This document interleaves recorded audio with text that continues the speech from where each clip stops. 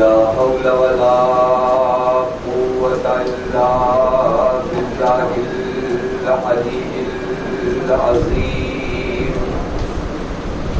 أعوذ بالله من الشيطان اللعين الرجيم. بسم الله الرحمن الرحيم.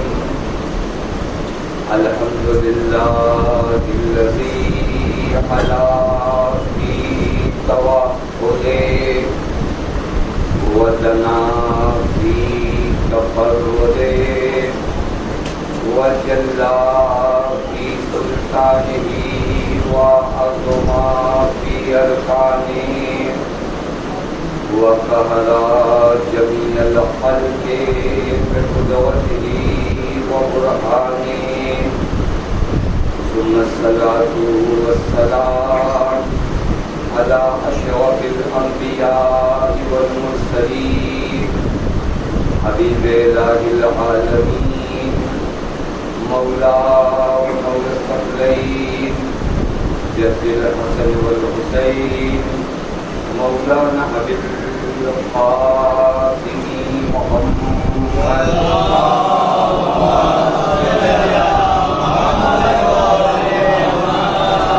وعلى أهل بيته الطيبين الطاهرين المعصومين المظلومين المنتجبين لا سيما بقية الله في الأرضين واللعنة الدائمة الباقية العاجلة على أعدائهم ومنكري فوائلهم وغاصبي حقوقهم ومخرجي شريعتهم أجمعين من الآن إلى يوم الدين.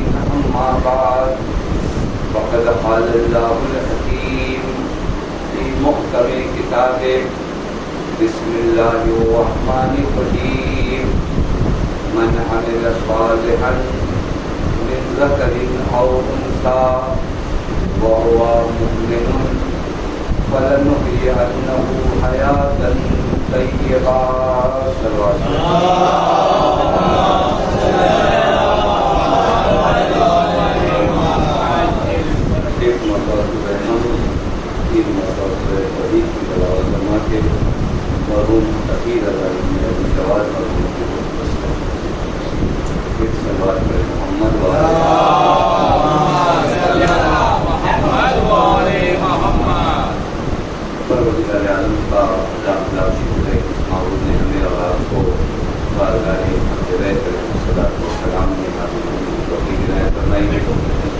اللہ تعالیٰ اکثر کی عبادتوں کو مجلس ایک ساتھ ثواب ہے.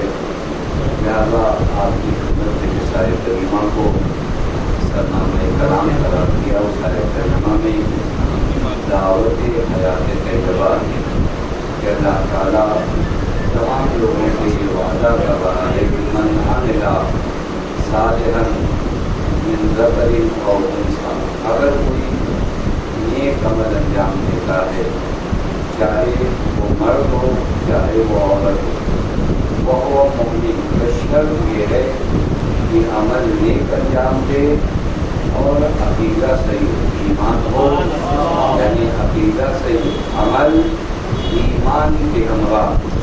اگر یہ دو چیزیں کسی کے پاس پائی جاتی ہیں بغیر ایمان کے اصل عمل کی کوئی ویلو نہیں ہے. اور اگر ایمان ہے تو انسان بے عمل نہیں ہے.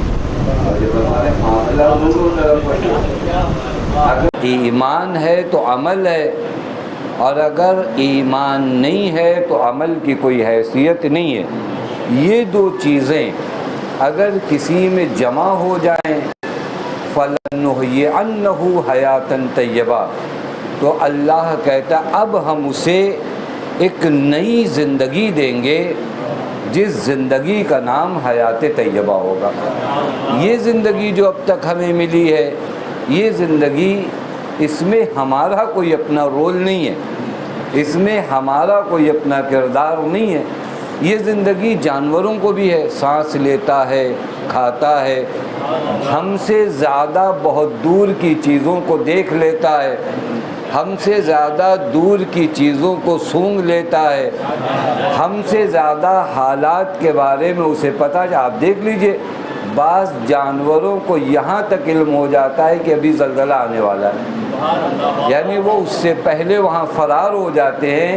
انسانوں کی بڑی سی بڑی ٹیکنالوجی کو پتہ نہیں چل پاتا کہ زلزلہ آنے والا ہے۔ زلزلہ آ جانے کے بعد ہم مشینوں سے اس کا ٹمپریچر ناپتے ہیں کہ یہ کتنے ریکٹر کا تھا، لیکن ہم پہلے سے خبر نہیں پاتے۔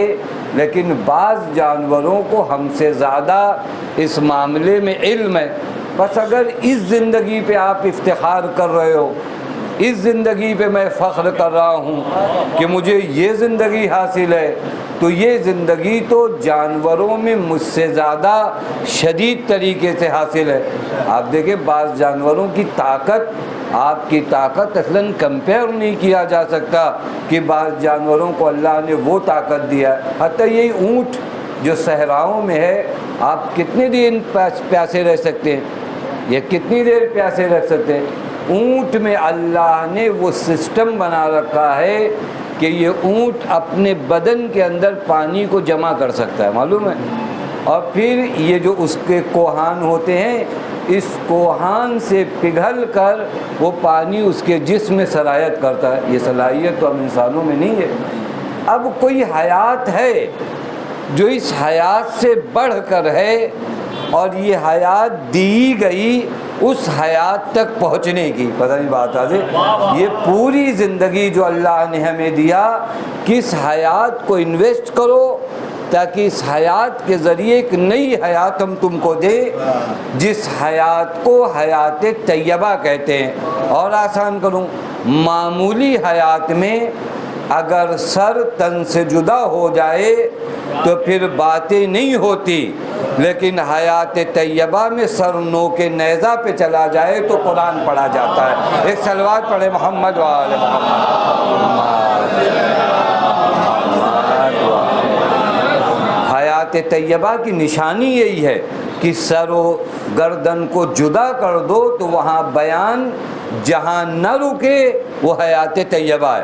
آپ شہدائے کربلا کو دیکھ لیجئے، شہدائے کربلا کتنے پہلے سن 61 ہجری میں شہید ہو گئے، لیکن ان کی آواز آج بھی فضا میں گونج رہی ہے۔ کیوں ایسا ہے؟ کیونکہ یہ حیات طیبہ ہے۔ یہی حیات طیبہ کی دوڑ میں ہمیں اور آپ کو جانا ہے۔ اس کے لیے دو کام انجام دینے، ایک عمل صالح، ایک ایمان۔ پہلا مرحلہ تو یہ کہ محبت آل محمد میں کسی قسم کا کوئی سمجھوتا نہ کریے، جتنا ہو سکے اپنے آپ کو اس محبت میں، جتنا ہو سکے اس محبت کو روزانہ مضبوط کریے۔ میں آپ کی خدمت میں روایت عرض کروں، روایت میں ہے کہ اِنَّا اکثرکم نوراً یوم القیامہ اکثرکم حباً لآل محمد۔ قیامت کا جو منظر ہے نا، قیامت کے منظر میں روایات میں ایسا ہے کہ قیامت میں بعضوں کے لیے ایک سناٹا اور ایک اندھیرا ہوگا، اور بعضوں کے لیے ایک نور ہوگا، یعنی وہی منظر قیامتی کا منظر۔ اب اس ہال میں یا امام بارگاہ میں اگر نور ہے تو سب کے لیے، یہ لائٹ جل رہی تو آپ کے لیے بھی ہے، میرے لیے بھی ہے، لیکن قیامت میں ایسا نہیں ہونے والا۔ ایک ہی منظر، کسی کے لیے نورانی ہوگا، کسی کے لیے ظلمانی ہوگا۔ وہی محشر کسی کے لیے ان مناظر میں ہوگا کہ وہ مدہوش ہوگا وجہ حسین کی جانب، اور وہی منظر کسی کے چہرے کی ہوائیاں اڑا رہا ہوگا۔ ایک ہی منظر، ایک ہی منظر، قیامت ایک ہی منظر ہے۔ لیکن روایت کہتی اگر چاہتے ہو کہ قیامت میں نور کا سامنا ہو، سب سے بڑا ذخیرہ قیامت میں معلوم ہے کہ اپنے ساتھ نور لے جاؤ۔ سب سے بڑا ذخیرہ قیامت کا کیا ہے؟ اپنے ساتھ نور لے جاؤ۔ روایت کہتی اِنَّا اکثرکم نوراً یوم القیامہ اکثرکم حباً لآل محمد۔ قیامت میں سب سے زیادہ نور اسی کے پاس ہوگا جس کے دل میں سب سے زیادہ محبت اہل بیت ہوگی۔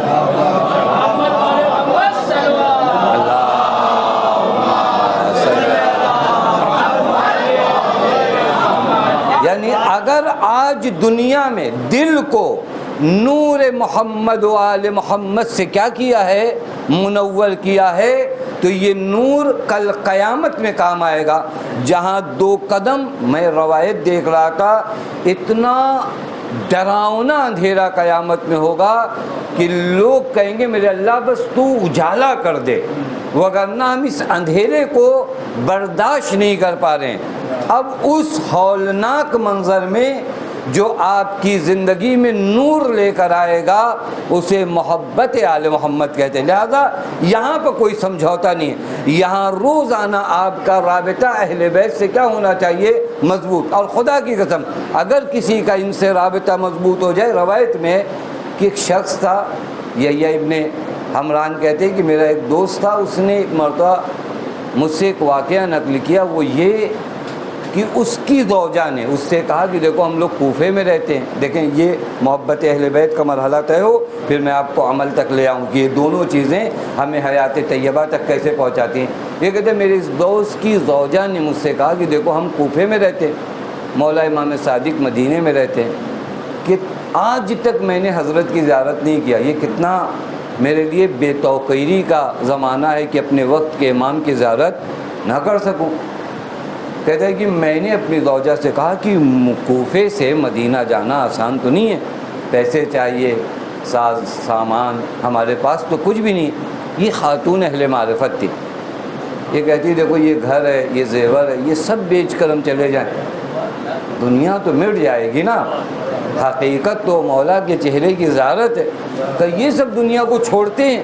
پھر میری بیوی نے اپنے زیور بیچے، گھر کے کچھ سامان تھے، ہم لوگ بیچ کر نکلے۔ اب اس زمانے میں سفر کرنا واقعاً بہت سخت ہے، کوفے سے مدینے کا سفر، ہم لوگوں کے زمانے میں زیارتوں کا سفر گرچہ مہنگا ہوا ہے لیکن آسان ہوا ہے، توجہ فرما رہے، بہت آسان ہے اس زمانے میں سفر زیارت کرنا، اس زمانے میں سفر کرنا بہت سخت تھا۔ اس نے اپنے ساز و سامان بیچے، مدینے کی جانب رواں۔ یہ کہتا ہے کہ راستے میں میری بیوی کئی جگہوں پر سخت بیمار ہوئی، یہاں تک کہ جب ہم مدینے کے شہر کے دروازے پہ پہنچے تو وہاں بیوی کا عالم یہ تھا کہ احتضار کی حالت میں تھی کہ اب جان جائے تب جان جائے۔ کہتے میں نے سواری سے اتارا، اب جانتے جب کسی کی اس دنیا سے موت ہوتی تو انسان قبلہ رخ لٹا دیتا ہے، کہ میں نے بھی وہی کہا کہ اب 2-4 منٹوں کا واقعہ ہے، یہ اس دنیا سے گزر جائے گی۔ اور افسوس اس بات کا مجھے ستا رہا تھا کہ اتنا لمبا سفر طے کر کے کوئی آئے اور اب مدینے کے دروازے پہ پہنچ جائے اور مولا کے گھر تک نہ جا پائے۔ کہ میری بیوی نے مجھ سے کہا کہ مجھے چھوڑو، میں کس کیفیت میں ہوں جانے دو، بس تم دوڑ کے مولا کے گھر تک جاؤ اور بس مولا کو اتنا بتا دو کہ مولا آپ کی ایک زائرہ آپ کی زیارت کو آ رہی تھی، نہیں آ پائی، لیکن کل روز محشر اس کی شفاعت کو فراموش نہ کرے۔ دیکھیے یہ معرفت، اپنی جان جائے جانے دو۔ ایک دم میں دوڑ کے جب حضرت کے گھر پہنچا تو میں نے دیکھا حضرت بڑے اطمینان سے تشریف فرما تھے۔ مجھے دیکھ کر حضرت کے لبوں پہ مسکراہٹ آئی۔ اب آپ سوچئے کوئی اپنی خاتون کو ایسے چھوڑ کر جائے، اس کے چہرے بتا دیں گے کہ وہ کس کیفیت میں آیا ہے۔ اس نے حضرت کو کہا مولا میں بڑے سخت مناظر دیکھ کر آ رہا ہوں۔ حضرت نے کہا رو کیوں رہے؟ کہا مولا میری زوجہ ایسے ایسے، پورا واقعہ اس نے بتایا۔ حضرت نے کہا کس نے کہا کہ تمہاری زوجہ مرنے والی ہے؟ اس نے کہا مولا مجھے یقین ہے کہ شاید اب تک مر چکی ہوگی۔ کہا نہیں، جاؤ پلٹو، وہاں پر ایک خادمہ ہے جو اس کی خدمت کر رہی۔ یہ کہ جب میں دوڑ کر پہنچا حضرت کی بارگاہ سے اپنی زوجہ کے پاس تو میں نے دیکھا ایک خادمہ اس کی خدمت کری۔ میں نے کہا یہ حالت تمہاری کیسے سدھر گئی؟ تو اس نے کہا یہاں تم گئے، وہاں ایک ذات نمودار ہوئی۔ اب اس نے حضرت کے لباس کا رنگ بھی بتایا، حضرت کے شکل و شمائل بھی بتائے، جب تک اب تک حضرت کو اس نے دیکھا نہیں تھا۔ کہا وہ ذات نمودار ہوئی اور اس نے ملک الموت کو خطاب کر کے کہا ملک الموت کیا تم پر ہماری اطاعت واجب نہیں ہے؟ اور کہیے یہ اسی دادی کا پوتا ہے جس نے اجازت نہیں دی تو ملک الموت اندر داخل نہیں ہو پائے۔ کہ ملک الموت کیا تم پر ہماری اطاعت واجب نہیں ہے؟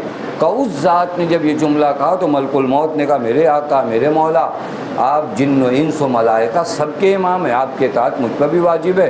حضرت نے پس اس خاتون کی روح کو قبض نہ کرو۔ میں آپ کی خدمت میں بس یہیں تک لانا چاہ رہا تھا کہ یہ عقیدہ امامت، یہ عقیدہ محبت اہل بیت، اس کو مضبوط کریے۔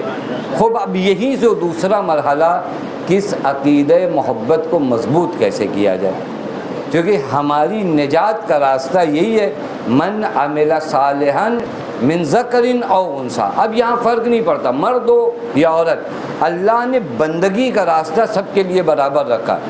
جتنے مدارج بندگی کے مرد طے کر سکتا ہے اتنے ہی درجات بندگی کے خواتین بھی طے کر سکتی، اس میں کوئی فرق نہیں ہے۔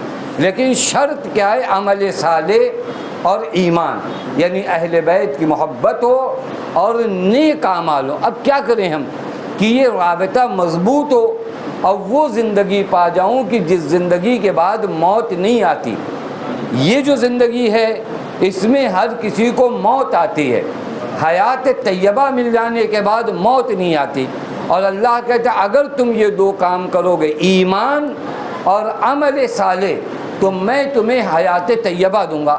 اب وہ حیات طیبہ ملے گی کیسے؟ عمل کے ذریعے، کہ میں اپنے وجود کو، میں اپنے کردار کو اتنا سنواروں کہ مجھے اللہ حیات طیبہ دے۔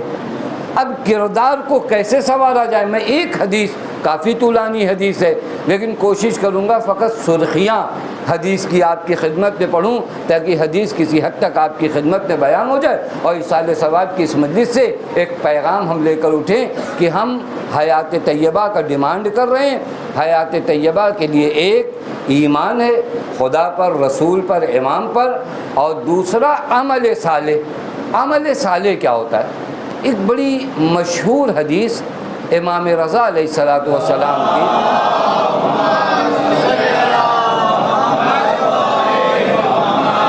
جو تقریباً ایک لیٹر اور ایک خط کی شکل میں، جو خط امام نے اپنے ایک صحابی شاہ عبدالعظیم حسنی کو تحریر فرمایا۔ لیٹر ہے امام کا، خط۔ اس زمانے میں چونکہ ائمہ اطہار علیہم الصلوۃ والسلام پر بندشیں زیادہ تھیں، نگرانیاں زیادہ تھیں، تو بعض اوقات خطوط کے ذریعے اپنے پیغام کو عام کیا جاتا تھا۔ اور کاش ایصال ثواب کی اس مجلس میں اس خط کو اگر میں آدھا بھی پڑھ پایا تو بقیہ آپ سرچ کر کے اس کو چیک کریے گا اور دیکھیے گا کہ یہ چیزیں ہمارے وجود میں ہیں یا نہیں۔ اگر نہیں ہیں تو کوشش کیا جائے کہ ان چیزوں کو حاصل کیا جائے تاکہ حیات طیبہ تک پہنچا جا سکے۔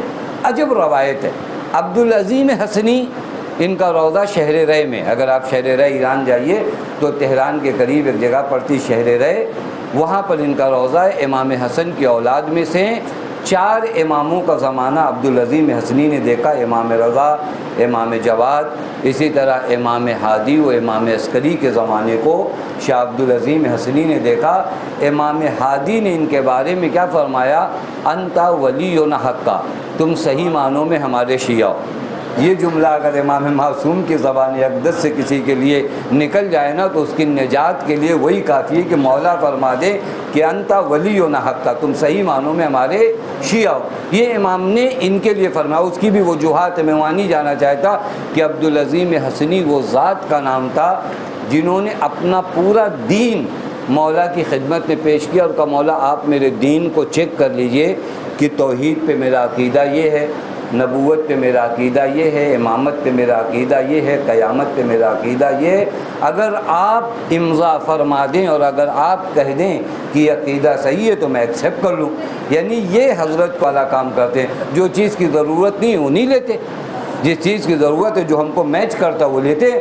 میں اگر آپ کے یہاں چائے نہیں پی جاتی تو آپ چائے پتی سپر مارکیٹ سے نہیں لیتے، آپ کافی لیتے ہیں۔ کسی کے یہاں کافی پی جاتی ہے تو پھر اس کے بعد وہ چائے پتی لیتا ہے، کافی نہیں لیتا۔ یہ سپر مارکیٹ میں ہوتا ہے کہ کیا ضرورت ہے وہ اٹھاؤ اور کیا ضرورت نہیں اس کو رکھ دو۔ دین میں ایسا نہیں ہوتا کہ ظہر کی نماز اٹھا لیا اور صبح کی رکھ دیا، نہیں، یہاں پورا دین لینا پڑتا ہے۔ پتہ نہیں بات آ جائے، بعض دین کو بھی ایسے سپر مارکیٹ کی طرح لیتے نا۔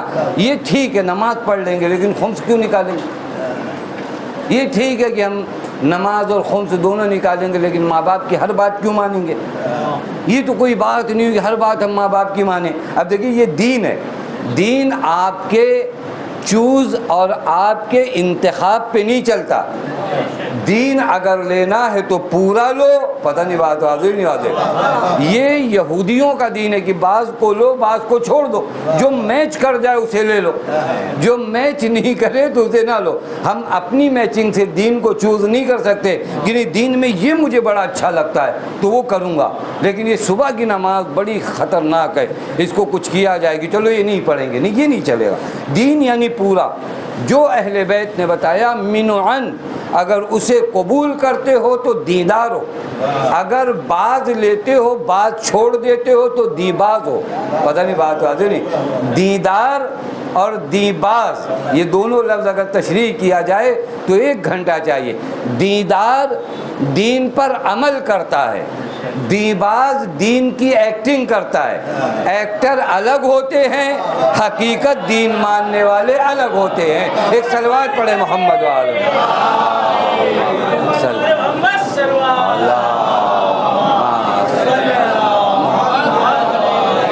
لہذا دین ایکٹنگ نہیں ہے کہ یہ لیا وہ کیا, وہ جو اسپیچ میں ہے وہ جو پڑھنا ہے وہ بولنا ہے, نہیں. دیبازی الگ ہے, دیداری الگ ہے. اور قریب کروں آپ کو, کربلا کا واقعہ جب رونما ہوا تو دیبازوں کا مجمع کم نہیں تھا, پورا کعبہ چھلک رہا تھا مسلمانوں سے, لیکن نکل کر 72 آئے. اس سے پتہ چلتا ہے کہ دیباز اور ہیں دیدار اور ہیں. دیبازوں نے کعبے کا طواف کیا, دیداروں نے حسین کے ساتھ کعبہ چھوڑ کر کربلا بسا لیا. یہ فرق ہے, یہ فرق ہے. دین کو اختیار کرو, پورا اختیار. یہ آپ کو جمے نہیں جمے, ہاں یہ جملے جو کہتے ہیں نہیں جم رہا ہے, آپ کہیں سواری کرنے جا رہے ہو کہ آپ کو بس نہیں جم رہی ہے تو آپ کو کیب چاہیے, آپ کو ٹرین نہیں چاہیے, نہیں. جو دین میں ہے وہ آپ کو قبول کرنا ہے, توجہ فرما رہے, یا آپ آ گئے تو آپ کو قبول کرنا ہے, توجہ فرما رہے. لا اکراہ, پھر کہتے ہیں لا اکراہ فی الدین. ایسی ایسی آیتیں ان لوگوں کو یاد ہیں, وہ جہاں محل ہو جہاں گنجائش ہو وہاں یہ لا اکراہ فی الدین ان ابتدائی لوگوں کے لیے جو دین میں نہیں ہے. میں اور آسان کروں آپ کو, آپ کسی یونیورسٹی میں, ابھی آپ یہاں بیٹھے, دنیا بھر کی کالج ہیں, ابھی آپ کو اختیار ہے کہ آپ کسی بھی کالج میں جا کر ایڈمیشن لے لو. لے لیا آپ نے, یہاں تک اکراہ نہیں تھا, یہاں تک آپ کو جو سمجھ میں آتا آپ جاتے. لیکن اگر کسی کالج میں آپ نے ایڈمیشن لے لیا, اب اس کے بعد آپ کہیے کہ نہیں وہی سارے اختیارات جو مجھے ایڈمیشن سے پہلے کے تھے وہ اب بھی دو, تو کالج کہے گا کہ وہ اختیارات آپ کو ابتدا میں تھے, 100 کالج کھلے تھے, کسی میں بھی چلے جاتے, لیکن جب ایڈمیشن لے لیا تو اب جو ہمارے رول ہیں اسے فالو کرو. پتہ نہیں بات واضح نہیں واضح. اب جب آ گئے دین اسلام میں اور تم نے کہا کہ اس سے اچھا کوئی دین نہیں ہے, تو ایڈمیشن کے بعد اب جو رول ہوتے ہیں اس میں یہ نہیں چلتا کہ صاحب ہم یہ والا قانون کالج کا مانیں گے اور وہ والا نہیں مانیں گے اور ایسا رہنے دیجئے اور اس کو بدل دیجئے. کالج کہے گا یہ سارے انتظامات آپ کو ایڈمیشن لینے سے پہلے سوچنا چاہیے. اب جب آ گئے ہو تو جتنے نظام و قانون ہیں سب پر اگر عمل کرو گے تو کالج میں رہ سکتے ہو, اگر کسی ایک کو چھوڑا تو کالج سے نکال دیے جاؤ گے. تو ایک کالج جس کے قانون کا آتا پتہ بھی نہیں کہ صحیح بنایا غلط بنایا, لیکن اس کو ہمیں, یہ شاہ عبدالعظیم حسنی انہوں نے مولا کے سامنے اپنا پورا دین بتایا, مولا یہ دین ہے. حضرت نے فرمایا ھذا واللہ دین اللہ, خدا کی قسم یہ وہی دین ہے جو اللہ نے بھیجا. بڑی بات ہے کہ اگر آج آپ اپنا دین لے کر جائیں مولا کے حضور میں کہ مولا میرا یہ عقیدہ ہے اور مولا تائید فرما دی. یہی شاہ عبدالعظیم حسنی کو, وہ جو میں تیزی کے ساتھ وہ لیٹر آپ کو پڑھنا چاہتا ہوں تاکہ وہ عمل صالح کا مرحلہ طے ہو جائے. حضرت امام نے ان کو خط لکھا, یہی شاہ عبدالعظیم, ان کی ہسٹری اگر پڑھی جائے تو گھنٹوں اسی پہ گفتگو ہو. ان کو حضرت نے خط لکھا. خط کیا ہے وہ سنی. حضرت نے لکھا یا عبدالعظیم الحسنی ابلغ انی اولیاء السلام. خط کا پہلا فقرہ کیا ہے, بڑی بات ہے کہ آقا غلاموں کو سلام بھیجے. کہا عبدالعظیم حسنی ہمارے چاہنے والوں کو ہمارا سلام کہو, ہمارے چاہنے والوں کو. ابھی مثلا یہ ایام جو چل رہے ہیں امام رضا کی ولادت اور شہادت بھی ہونے والی, شہادت 23 کو, 11 کو ولادت. ابھی آپ سے کوئی کہے کہ آپ کو اللہ شرف دیتا ہے کہ آپ امام رضا کی بارگاہ میں جاؤ اور امام کا کلام سنو، تو آپ میں سے کون نہیں جائے گا؟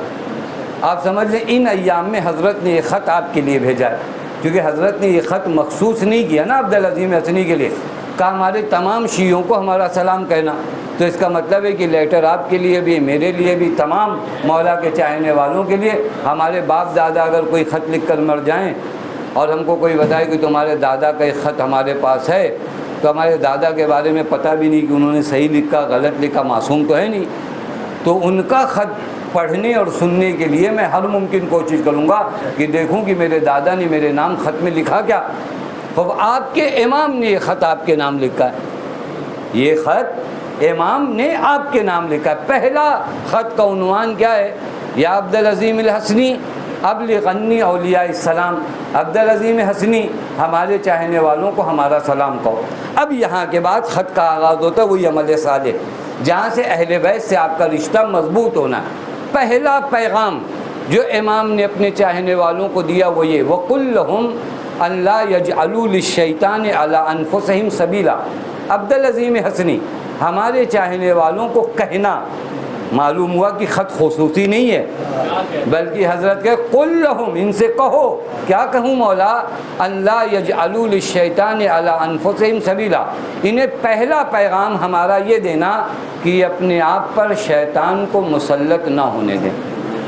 یہاں گھنٹوں گفتگو فقط اس ایک فکرے پر ہو سکتی ہے، انہیں کہنا کہ یہ شیطان پر، اپنے آپ کو شیطان پر مسلط نہ ہونے، شیطان ان پر مسلط نہ ہو، یعنی یہ شیطان کے قابو میں نہ چلے جائیں، یہ اتنے کمزور نہ بن جائیں کہ شیطان ان کی زندگی میں داخل ہو جائے۔ عجب مرحلہ ہے، خدا کی قسم، ذرا دیر کے لیے آپ رکیے۔ پہلا پیغام امام کا کیا ہے کہ شیطان تم پر مسلط نہ ہونے پائے۔ اس کا معنی کیا کریں گے؟ یعنی اللہ نے مجھے اتنی طاقت دی ہے کہ اگر میں چاہ جاؤں تو شیطان مجھ پر مسلط نہیں ہو سکتا۔ یہ تو ہے نا، اگر میں جو کام کر ہی نہیں سکتا، مولا میں شیطان کو کیسے روک پاؤں گا؟ اگر یہ کام آپ نہیں کر سکتے تو امام کبھی تقاضا کرتے آپ سے؟ حضرت پہلی ڈیمانڈ آپ سے کرے کہ اپنے آپ پر شیطان کو مسلط نہ ہونے دو، یعنی شیطان تمہاری زندگی میں داخل ہونے کے لیے ایک راستہ ڈھونڈتا ہے، اور وہ راستہ تم شیطان کے لیے بناتے ہو، اور ہر آدمی میں شیطان کے داخل ہونے کا ایک راستہ نہیں ہوتا۔ کسی کی زندگی میں شیطان حب مال کے ذریعے آتا ہے، کسی کی زندگی میں حب شہرت کے ذریعے آتا ہے، کسی کی زندگی میں تکبر کے ذریعے آتا ہے، کسی کی زندگی میں مال حرام کے ذریعے آتا ہے، کسی کی زندگی میں آنکھوں کے ذریعے آتا ہے، کسی کی زندگی میں کان کے ذریعے آتا ہے، اور سب سے زیادہ جو اپنے آپ کو پہچانتا ہوں وہ میں پہچانتا ہوں کہ میری کمزوری کہاں پر ہے۔ خدا کی قسم ذرا سے اس جملے پہ آپ غور کریے گا نا، میری کیا کمزوری آپ نہیں پہچانتے۔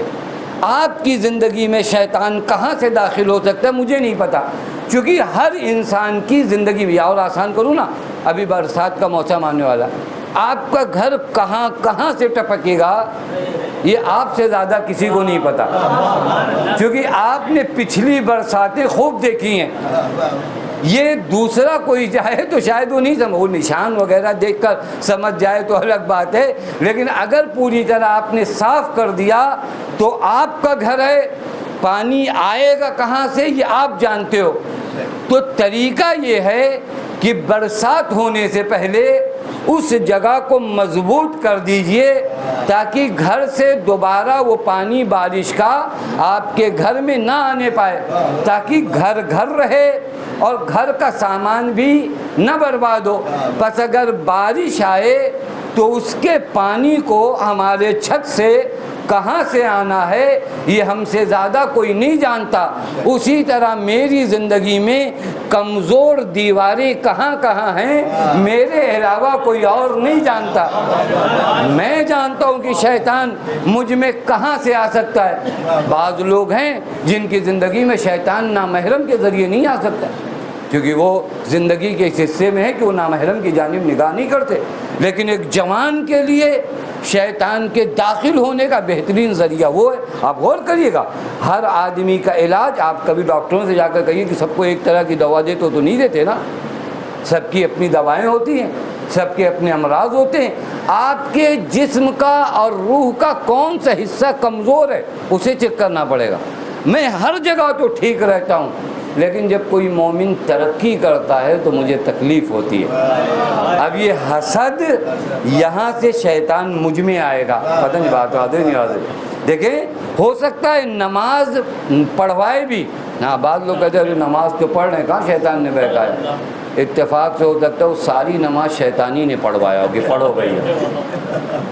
اگر نماز سے آپ کے اندر تکبر آئے نا تو آپ سمجھ لو کہ وہ نماز شیطان پڑھوا رہا ہے. بات آپ کو لگے گا جب آپ کو پورا محلہ برا لگنے لگے نا اپنے علاوہ، تو پھر آپ کو سمجھیے کہ آپ کو شیطان اٹھا کے لا رہا ہے. مسجد میں آئیے سب، شیطان دوڑا کے لا رہا ہے. آپ سمجھ رہے ہو کہ آپ آ رہے ہو، نہیں شیطان لا رہا ہے، چونکہ شیطان کا فائدہ ہے.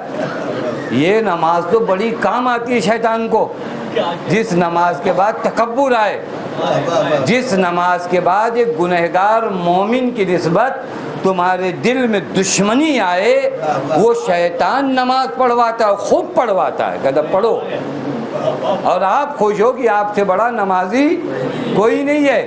تو ہر دو چار مجلسیں پڑھ کر اگر آپ کو تکبر آتا ہے تو خوب شیطان اور مطالعہ کرواتا ہے، یہاں اور پڑھو اور اسٹڈی کرو، کیونکہ تم کو تو مجلس پڑھنے کے بعد تکبر آ رہا ہے. یہ تو کام کی چیز ہے شیطان کے. کیونکہ شیطان کو اتنا تو دیکھیے سالڈ پتہ ہے کہ تکبر کے بعد جب مجھے میری 6000 سال کی عبادتیں نہیں بچا پائیں تو تمہیں چند رکعت کی نماز کیا بتا پائیں گے. ایک صلوات پڑھے محمد وال.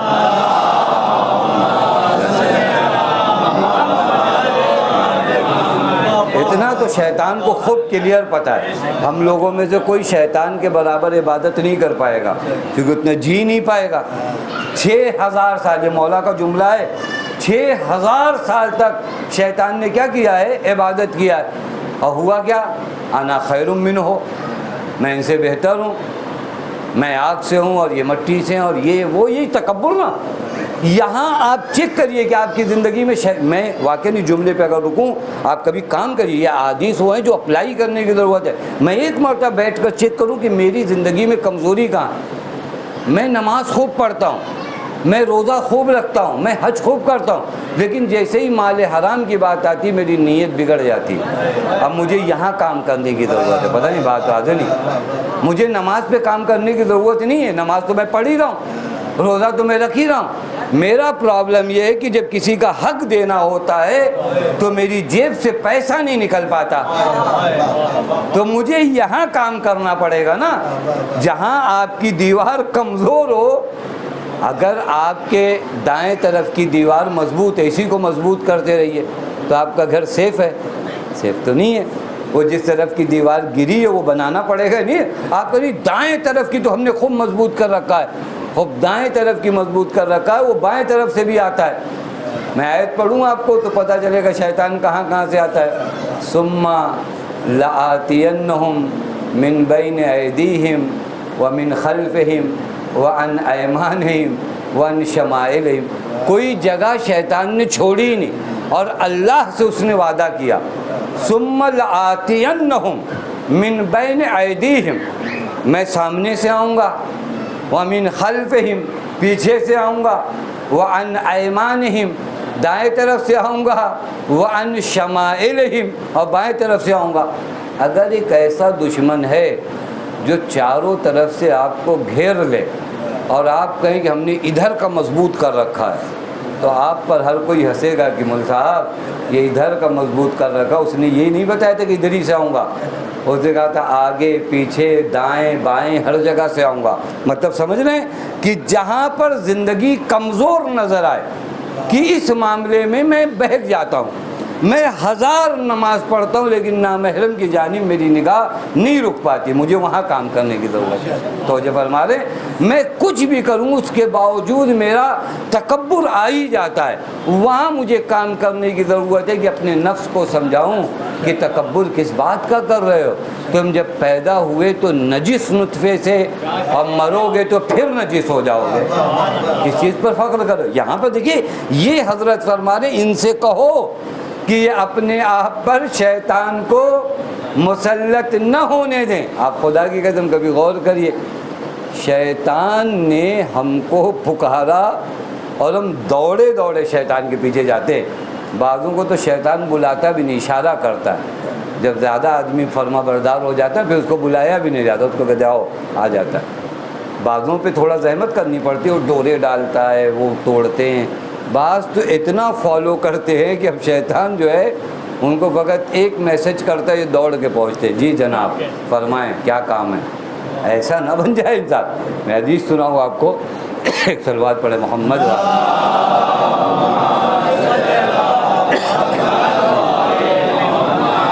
امام سجاد علیہ السلام کی حدیث ہے،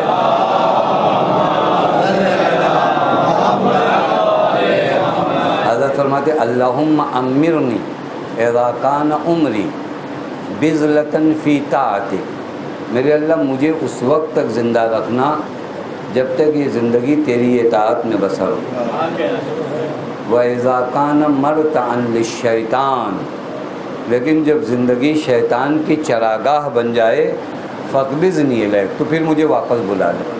چراگاہ کیسے بنتا ہے؟ جہاں ساری دیواریں گری ہو نا، شیطان جب آتا ہے میری زندگی سے ایک ویلوز کو چر کے چلا جاتا ہے، یہ اگر زندگی میں آ جائے تو نابودی ہے۔ پس حضرت کیا فرمائے، قل لو، ان سے کہو کہ اپنے آپ پر شیطان کو مسلط نہ ہونے۔ میں انشاءاللہ کبھی اگر حیات رہی تو یہاں پر رک کر آپ کو بتاؤں گا وہ کون سے راستے ہیں جن سے شیطان سے بچا جا سکتا ہے، کہ کیا کروں کہ شیطان میری زندگی پر مجھ پر مسلط نہ ہو۔ اس کے بعد حضرت کیا فرماتے وہ مرہم، اور ہمارے چاہنے والوں کو حکم کرو۔ دیکھیں پہلا کام خطرے سے آگاہ کیا، ایک خطرہ ہے شیطان کی شکل میں، اپنے آپ کو اس سے بچاؤ۔ دوسرا مرہم، حیات طیبہ چاہیے نا، مولا خط میں لکھتے ہیں مرہم، ان کو امر کرو، ان کو حکم کرو۔ کیا حکم کریں؟ بالصدق فی الحدیث و اداء الامانہ، دو کام یہ لوگ کریں، ایک جب بولیں تو سچ بولیں، اور جتنی امانتیں ان کے پاس ہیں ان امانتوں کو ادا کریں۔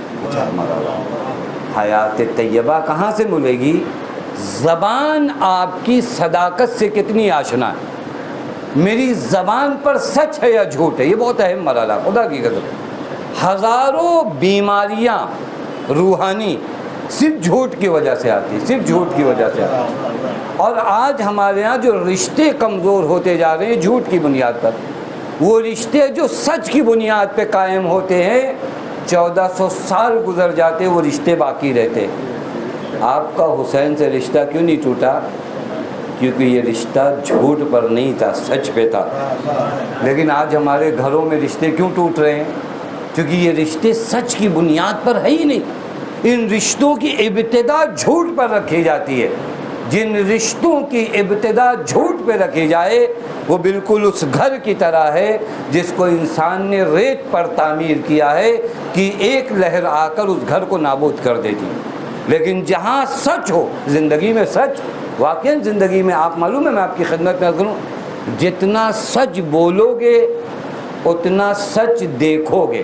پتہ نہیں یہ بات میں شاید گھنٹوں آپ سے اس پہ گفتگو کر سکتا ہوں کہ جتنا سچ بولو گے اتنا سچ دیکھو گے۔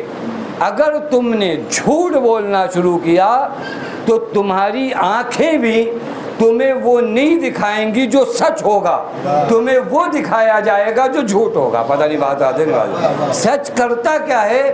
اگر سچ بولو گے تو بہت سی چیزیں، آپ نے چیز بہت سنی ہوگی، نماز جمعہ میں بھی سنا ہوگا اور دوسری جگہوں پہ، کہ علم اور حکمت، یہ ہے نا، نبی کیوں آئے تھے؟ نبی آئے تھے تاکہ آپ کو علم دیں، اور کیا آئے تھے دینے کے لیے؟ حکمت۔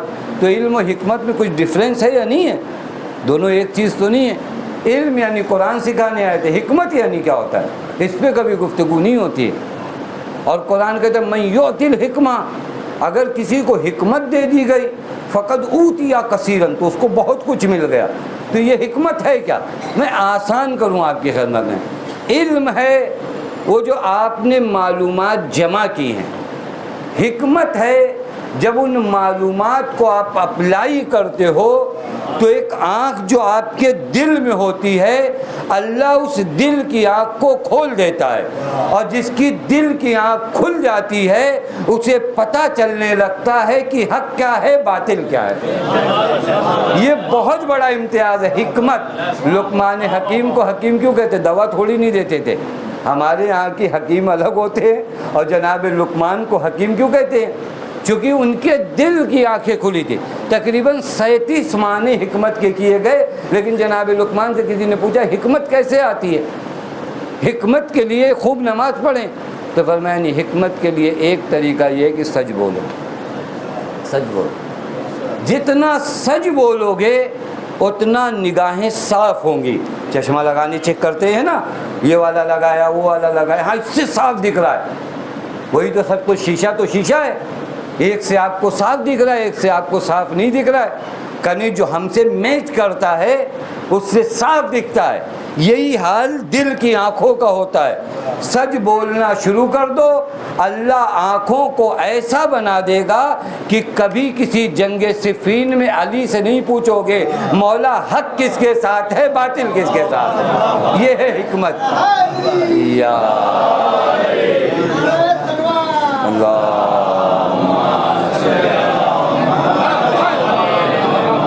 یہ حکمت ہے۔ یہ آ جائے مرہم بالصدق فی الحدیث، ان کو حکم کرو کس چیز کا؟ کہ سچ بولیں۔ اور کیا حکم کرو؟ وہ ادائی الامانہ، امانتوں کو ادا کریں۔ بہت مشکل کام ہے، بہت سی امانتیں آپ کے پاس ہوتی ہیں، یہ فہرست کبھی آپ چیک کریے کہ جو امانتیں آپ کے پاس ہیں ان امانتوں میں کہیں آپ نے خیانت تو نہیں کیا۔ اور واقعاً روایت میں کہ لا تنظروا الی طول رکوع الرجل وسجودہ، کسی انسان کے لمبے لمبے سجدے اور رکوع کی طرف دھیان نہ دو۔ وقد اعتادہ، ہو سکتا ہے اس کی عادت پڑ گئی ہو زیادہ لمبا سجدہ کرنا، یہ روایت کا جملہ ہے۔ لقد استوحشا، اگر یہ نہ کرے تو ڈرتا ہے، لیکن دین نہیں ہے، آپ اس سے دین مت سمجھنا، یہ اس کی عادت پڑی ہے کہ 15 منٹ تو رکوع کرے۔ لیکن انظروا، اگر دین چیک کرنا ہے نا تو دیکھو صدق الحدیث و اداء الامانہ، دیدار ہوگا نا تو جھوٹ نہیں بولے گا اور امانتوں میں خیانت نہیں کرے گا۔ یہ سب ہے۔ نماز پڑھنا آسان ہے، کبھی کبھی ہم ڈر کے پڑھتے ہیں کہ ابھی نہیں پڑھے تو پتہ نہیں دکان میں بکری ہوگی نہیں ہوگی، تو چلو مغرب عشاء کی پڑھی آتے ہیں۔ تو یہ ڈری ہوئی نماز جو ہے نا، ڈر کے پڑھتے ہیں کہ پتہ نہیں نوکری چھوٹ نہ جائے، چلو پڑھ ہی لیتے ہیں۔ یہ عادت کی بنیاد پر ہے، لیکن اصل دین کہاں پر پتہ چلے گا؟ یہ انسان جب بولتا ہے تو سچ بولتا ہے یا نہیں، اور جب امانتیں اس کے پاس آتی ہیں تو امانتوں کو ادا کرتا ہے یا امانتوں میں خیانت کرتا ہے۔ یہاں سخت مرحلہ ہے۔ ایک آدمی نے اپنے گھر کا راز بتایا، وہ امانت ہے آپ کے پاس، اب آپ چیک کریے کہ اس امانت کو کتنا بچا پاتے ہیں۔ یہ سخت جگہ ہے۔ نماز پڑھنا آسان ہے، لیکن ایک آدمی کا راز جو آپ کو پتہ ہے اور 4 لوگ اس کے بارے میں بات کر رہے ہیں، تو وہاں پر اپنے آپ کو کنٹرول کرنا کہ نہیں، یہ ایک مومن کا عیب ہے جو مجھے پتہ ہے، میں اتنی پاسبانی کروں گا کہ اس امانت میں خیانت نہیں کروں گا، وہ نماز پڑھنے سے زیادہ سخت ہے۔ وہ سخت ہے، وہاں پر برداشت نہیں ہوتا کہ ارے 4 لوگ کہیں گے ان کو کچھ بھی پتہ نہیں۔ ہمارے یہاں تو یہ چلتا ہے، محفل غیبت کی رکھی جاتی، ترہی محفل، توجہ فرما رہے ہیں، غیبت شروع ہوتی ہے، 4 آپ 5 ہم، جیسے کلام الگ الگ پڑھتے نا، 3 آپ نے بتایا تو 3 ہم سے سنتے جائیے، کہیں ایسا نہ ہو کہ آپ کو لگے کہ ہم کو کچھ نہیں پتہ، ہم بھی بڑی خبر رکھتے ہیں، ہم کو بھی خوب پتہ ہے۔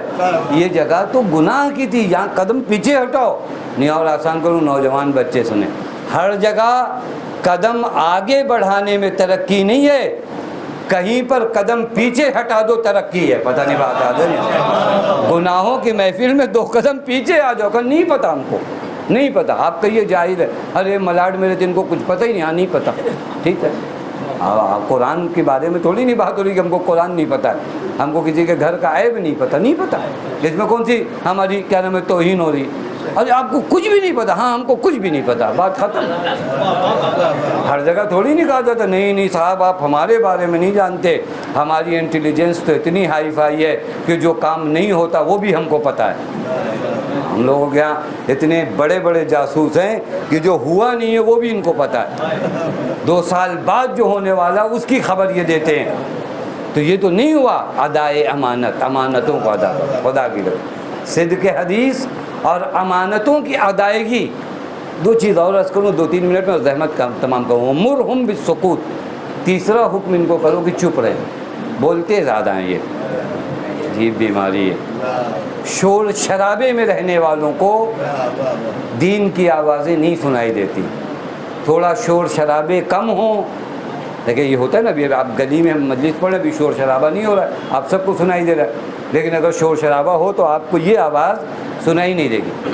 بس اگر گلی میں شور ہو تو ان کانوں کو آواز نہیں سنائی دیتی، اور اگر دل میں شور ہو تو معصوم کی آواز سنائی نہیں دیتی، پتہ نہیں بات آ رہی ہے۔ یہ ایک شور آپ کے اندر بھی ہے، اس شور کو ختم کرو۔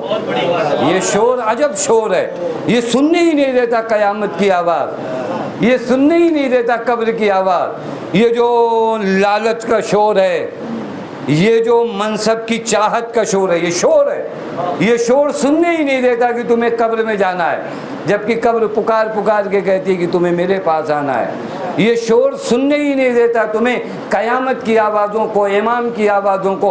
پس اگر باہر شور ہو تو ان کانوں کو آواز سنائی نہیں دیتی، اور اگر دل میں شور ہو تو امام زمان کی آواز سنائی نہیں دیتی۔ چپ رہیے، مرہم بالسکوت، ان کو امر کرو کس چیز کا؟ چپ رہے۔ بہت سے گناہ اس زبان کی وجہ سے، زیادہ بولتے ہیں تو پھنستے ہیں، زیادہ بولتے ہیں تو پھنستے۔ تھوڑا سے خاموشی رکھیے، تھوڑا سے اپنے آپ کو شور شرابے سے یہ حضرت کا خدا کی قسم اس کو اپلائی کر کے دیکھیے، آپ کی زندگی چینج ہوتی نہیں ہوتی۔ مرہم بالسکوت، ان کو کہو کہ خاموش رہیں، ان کو کہو کہ بے وجہ باتیں نہ کریں۔ ہر جگہ خاموشی بھی نہیں ہے، یہ بھی بات ہے کہ ایسا نہ ہو کہ ہر جگہ آپ خاموش رہیں، کہیں حق بولنا ہے تو کہیں نہیں مولا نے کہا چپ رہنے کے لیے، نہیں یہاں تو بولنا ہے، توجہ فرما رہے ہیں، یہاں تو بولنا ہے، بے وجہ نہیں بولنا ہے نا۔ بے وجہ جب انسان بولتا ہے، آپ نے کبھی چیک کیا فون پہ بات کرتے ہیں، پہلے ہلو السلام علیکم، وعلیکم السلام، کیا حال ہے، آپ نے بتا دیا، اور سناؤ۔ یہ جو اور سناؤ ہے یہاں سے خطرناک، کیونکہ کام کی بات 1-2 منٹ میں ہو گئی، اور سناؤ کا مطلب کچھ خبر بتاؤ۔ اب اس کو بعد اس کو میٹیریل چاہیے، وہیں پہ اگر فون کٹ ہو جاتا تو بڑا اچھا ہوتا۔ آپ نے میری خیریت پوچھی، میں نے آپ کی خیریت پوچھی، آپ نے اپنا درد بتایا، میں نے اپنا درد۔ وہ جو آپ نے کہا اور سناؤ، اس کا مطلب اگر اس کو چیرے نا اور سناؤ کے اندر آپریشن کریے تو اس کا مطلب یہ کہ کسی کے گھر کے بارے میں اب بتاؤ، اب بتاؤ کہ ہوا کیا کیا گاؤں میں، تاکہ ہم لوگوں کو بتائیں۔ یہ خطرناک ہے، یہ حضرت اسی سے منع کر رہے ہیں۔ مرہم بالسکوت، حضرت تھوڑی نہیں کریں کہ ٹیپ چپکا کے بیٹھے رہو، کوئی کسی سے بات نہ کرے، نہیں بات کریے، خوب کریے، لیکن جب آپ کہتے اور سناؤ تو وہیں پر ہے کاش یہ فون کا نیٹ ورک خراب ہو جاتا اور کٹ جاتا، تاکہ یہ فون جو صلہ رحم کر کے ثواب ملا تھا، فون کرنے کا ثواب ہے، آپ نے اپنے بھائی کو فون کیا، اپنے رشتہ دار کو فون کیا، ایک ثواب ہے، سلام کیا، وعلیکم السلام، یہ ثواب جمع کیا۔ لیکن جب کہا اور سناؤ تو اب وہاں سے وہ غیبت کی محفل شروع ہونے جا رہی ہے، وہیں پر یہ فون کٹ جائے اور حضرت کہ مرہم بالسکوت، ان کو چپ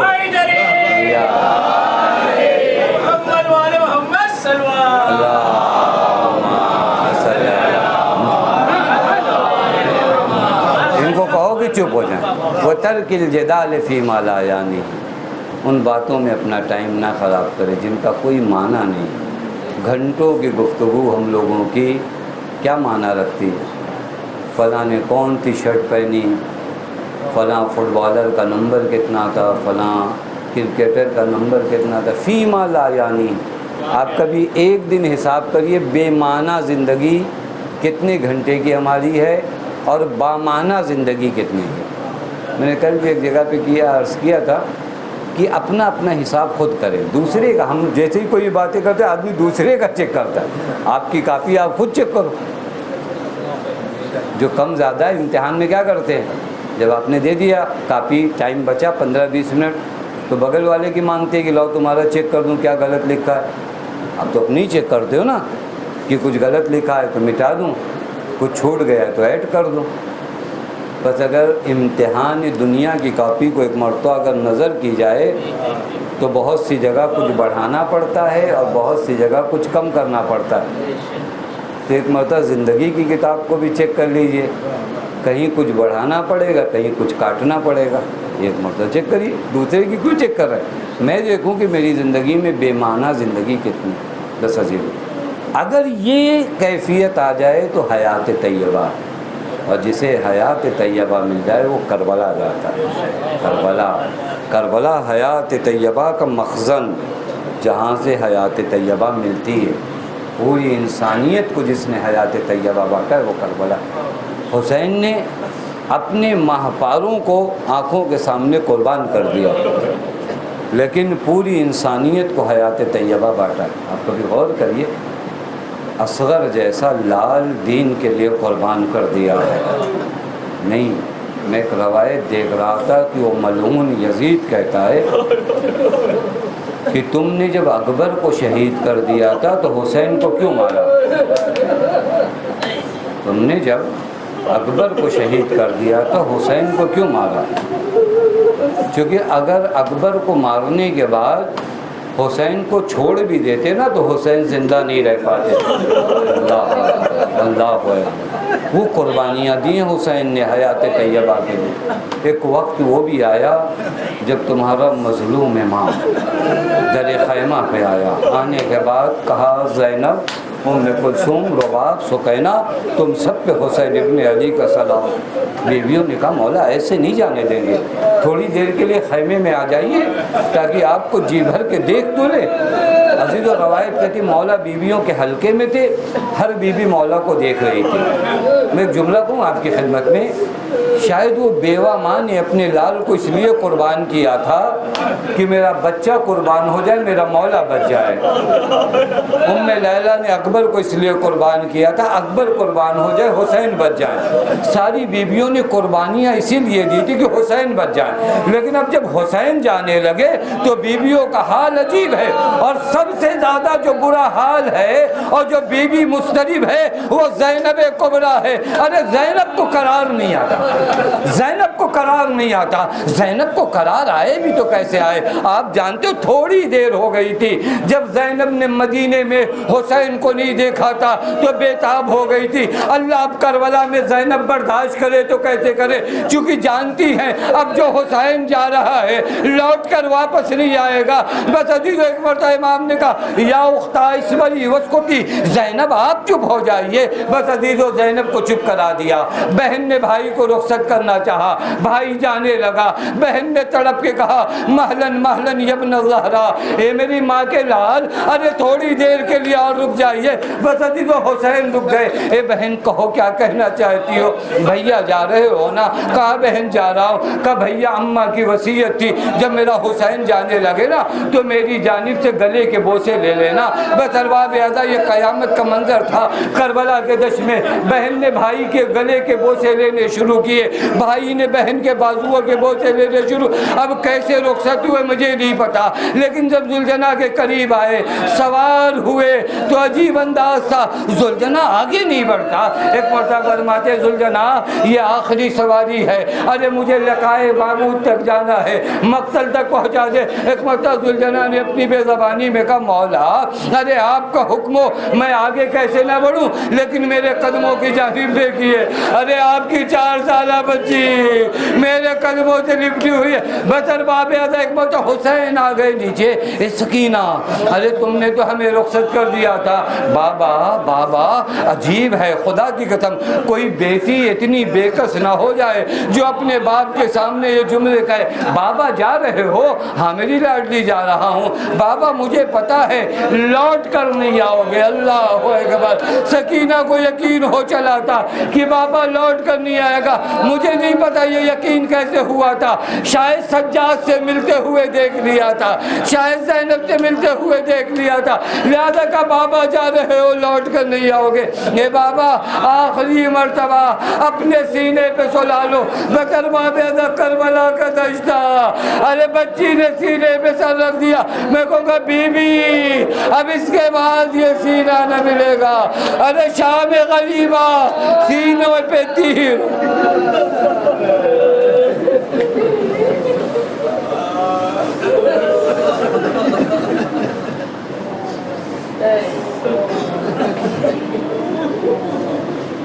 وسيعلم الذين ظلموا أي منقلب ينقلبون إنا لله وإنا إليه راجعون رضا بقضائه وتسليما لأمره. بار الہ تیرے حق کا واسطہ محمد کے حق کا واسطہ ہمیں جو بیمار انہیں شفاء کامل و عاجل عنایت فرما, جو پریشان ہیں ان کی پریشانیوں کو دور فرما, جو مقروض ان کے قرض غیب سے ادا فرما. ہماری قوم کے بچوں کو, جوانوں کو, نوجوانوں کو ترقی عنایت فرما. ہمارے بزرگوں کو, بیماروں کو شفاء کاملہ و عاجلہ عنایت فرما. جن مرحوم کے لیے اس مجلس کے انعقاد کیا ان کی مغفرت فرما. ہمارے والدین کی مغفرت فرما. باراللہ ہماری جو بے اولاد ہم سب کو اولاد صالح عنایت فرما. باراللہ ہم سب کو حج زیارات سے مشرف فرما. باراللہ تیرے حق کا واسطہ محمد کے حق کا واسطہ معبود تجھے بی بی زینب سلام اللہ ظہور میں تاجیر فرما. ہمیں حضرت کے آوان انصار میں شمع فرما. ایک مرتبہ سورہ حمد, 3 مرتبہ سورہ توحید کی تلاوت فرما کے مرحوم تقی رضا ابن علی جواد مرحوم کی روح کو